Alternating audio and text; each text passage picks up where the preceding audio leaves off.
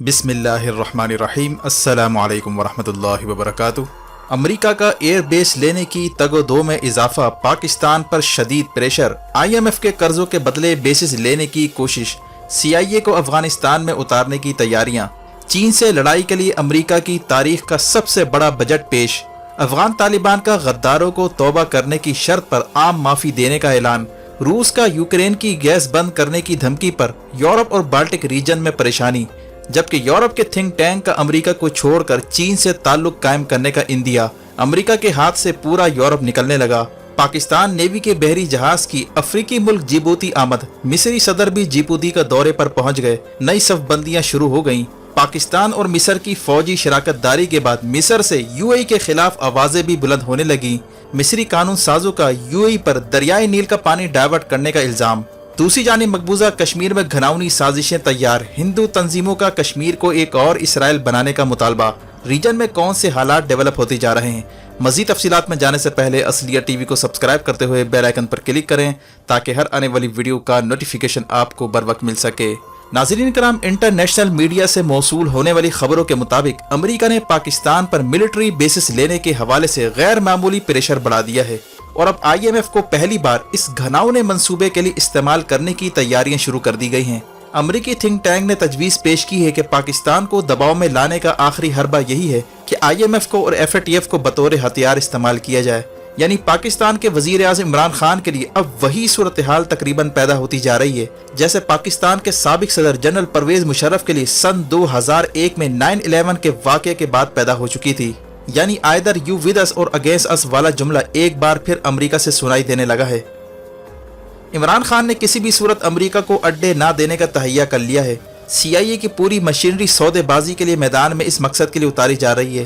Pentagon से लेकर अमेरिकी हुकूमत तक सब ने नित नए हथकंडे आजमाने शुरू कर दिए हैं। क्या इमरान खान अमेरिका के आगे सीसा पिलाई हुई दीवार साबित होंगे?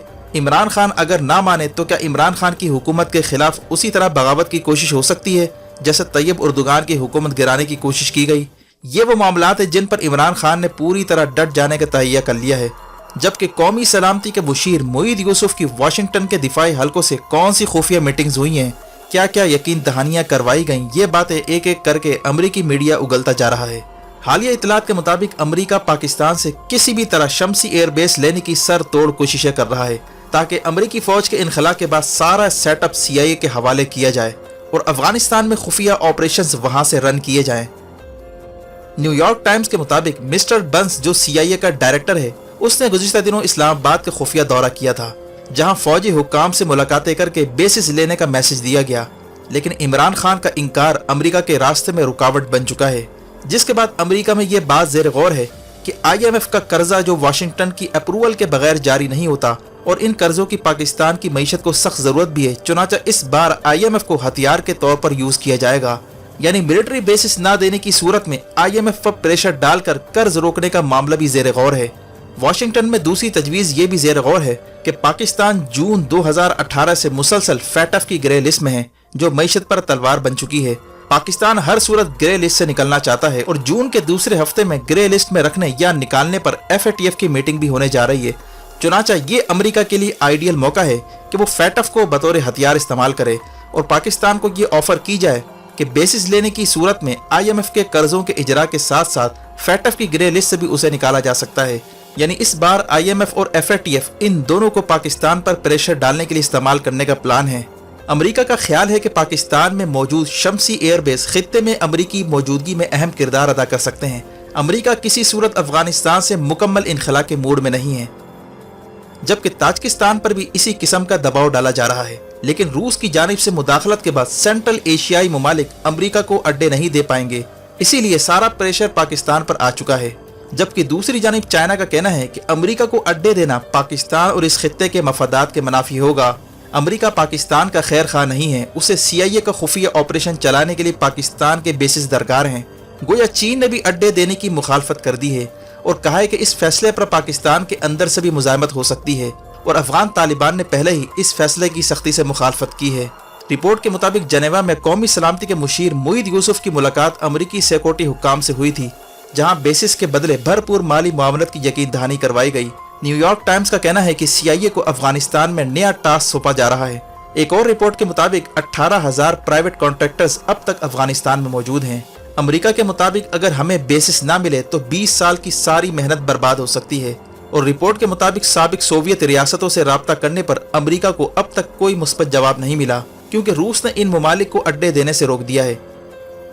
यही वजह है कि पाकिस्तानी क़यादत और अवाम को डंके की चोट पर अमेरिका को खुला पैगाम देना होगा कि किसी सूरत पाकिस्तानी सरजमीन किसी मुल्क के खिलाफ इस्तेमाल नहीं होने देंगे, वरना चीन और अफगान तालिबान के साथ ताल्लुकात में दरारें पड़ सकती हैं और बेसिस देने की सूरत में मगरबी बॉर्डर यानी अफगानिस्तान का बॉर्डर गैर महफूज हो सकता है। और इसमें वो कुव्वतें भी शामिल हो सकती हैं जो पाकिस्तान के बॉर्डर पर हालात खराब करवाना चाहती हैं। यानी जिस तरह अमेरिका ने ड्रोन हमले करके टीटीपी को खड़ा किया और पाकिस्तान में उनके जरिए खुदकुश हमले करवाए, अमेरिका इस बार जाते जाते अफगान तालिबान को पाकिस्तान के खिलाफ खड़ा करना चाहता है। इसीलिए पाकिस्तान की सियासी और फौजी क़यादत को बसीरत से काम लेना होगा। दूसरी जानिब जो बाइडन ने अमेरिका की तारीख का सबसे बड़ा बजट मंजूरी के लिए पेश कर दिया है, जिसका बुनियादी मकसद चीन का मुकाबला करना और न्यूक्लियर हथियारों को मजीद मौसर बनाना है। रिपोर्ट के मुताबिक जो बाइडन ने $715 बिलियन का डिफेंस बजट मंजूरी के लिए कांग्रेस भेज दिया है, जिसका मकसद गैर रिवायती जंगों की तैयारी करना और फ्यूचर वॉर के लिए हिकमत अमली तैयार करना है।